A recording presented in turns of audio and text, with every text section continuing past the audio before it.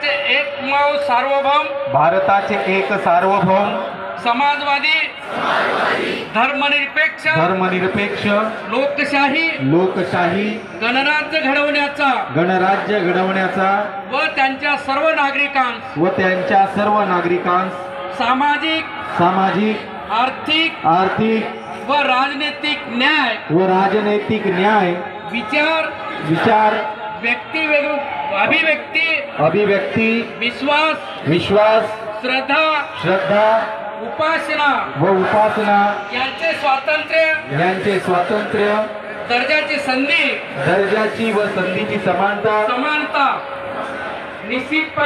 निश्चितपणे प्राप्त करून देण्याचा आणि त्या सर्वांमध्ये व्यक्तीची प्रतिष्ठा व राष्ट्राची एकता आणि एकात्मता यांचे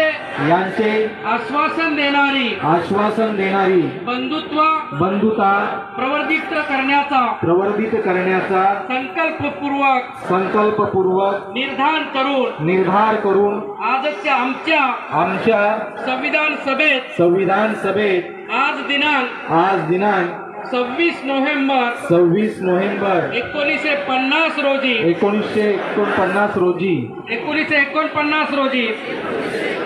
याद्वारे